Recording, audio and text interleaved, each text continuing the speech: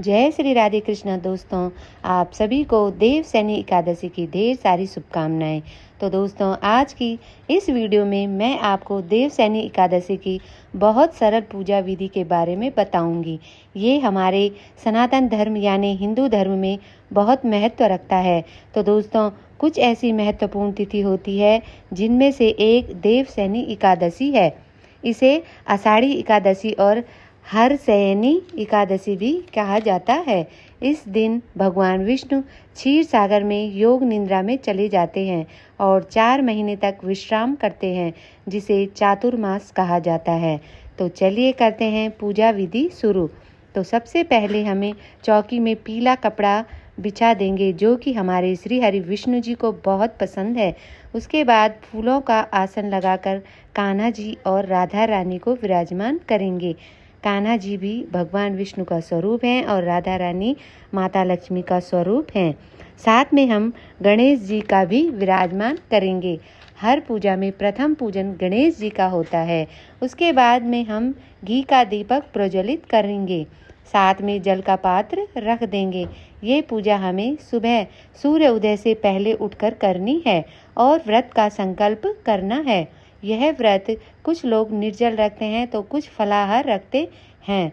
हमें स्नान के भाव से जल के छींटे मार देने हैं। उसके बाद टीका कर देंगे। अब हम जनेऊ अर्पित करेंगे। अब सभी भक्तों को पता है कि हमारे भगवान विष्णु 4 महीने योग निद्रा में चले जाते हैं। तो बहुत सारे भक्तों के मन में आता है कि हम उन्हें अलग सुलाएं, तो ऐसा बिल्कुल भी नहीं है। हम सभी गृहस्थ धर्म में हैं।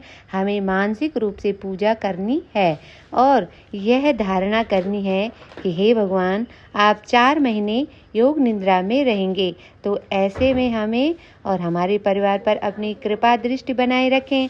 भगवान विष्णु जी को हमें पीले फूल अर्पित करने हैं, तिल अर्पित करेंगे, भोग रखेंगे। भोग में हम मंजरी अर्पित करेंगे। उसके बाद हम कथा पढ़ेंगे और ओम नमो भगवते वासुदेवाय का मंत्र जाप करेंगे। यह मंत्र अत्यंत फलदायी होता है। महाराष्ट्र में यह दिन अत्यंत धूमधाम से मनाया जाता है। पंढरपुर की वारी यात्रा उस दिन अपनी चरम पर होती है, जहां लाखों भक्त भगवान विट्ठल के दर्शन के लिए पैदल यात्रा करते हैं। देवशयनी एकादशी न केवल भगवान विष्णु की भक्ति का दिन है, बल्कि आत्मचिंतन, संयम और शुद्ध जीवन की ओर एक प्रेरणा देता है।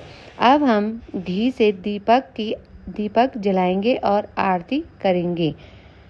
तो सबसे पहले भगवान हमारे मन के भाव को देखता है। अगर हम प्रसन्न मन से पूजा करेंगे तो भगवान हमारी पूजा जरूर स्वीकार करते हैं।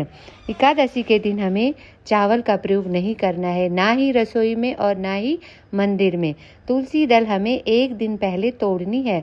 एकादशी के दिन तुलसी नहीं तोड़नी है। उसके बाद अपनी सामर्थ्य अनुसार दक्षिणा अवश्य रख दें। पूजा में कमी हो तो वह पूरी हो जाती है। हाथ में जल लेकर पूरी पूजा में हम घुमा देंगे और थोड़ा जल लेकर भगवान से प्रार्थना करें कि हे प्रभु, आज देवशयनी एकादशी है और आप 4 महीने योग निद्रा में जा रहे हैं, तो आप मुझ पर, मेरे परिवार पर और समस्त सृष्टि पर अपनी कृपा दृष्टि बनाए रखना। इस तरह विनती करेंगे तो 6 जुलाई को व्रत किया जाएगा और 7 जुलाई को देवशयनी एकादशी का पारण किया जाएगा। तो दोस्तों, आपको वीडियो कैसे लगी? अगर थोड़ी भी पसंद आई होगी तो वीडियो को लाइक शेयर कीजिएगा और मेरे साथ जुड़े रहने के लिए सब्सक्राइब कीजिएगा। जय श्री राधे कृष्णा।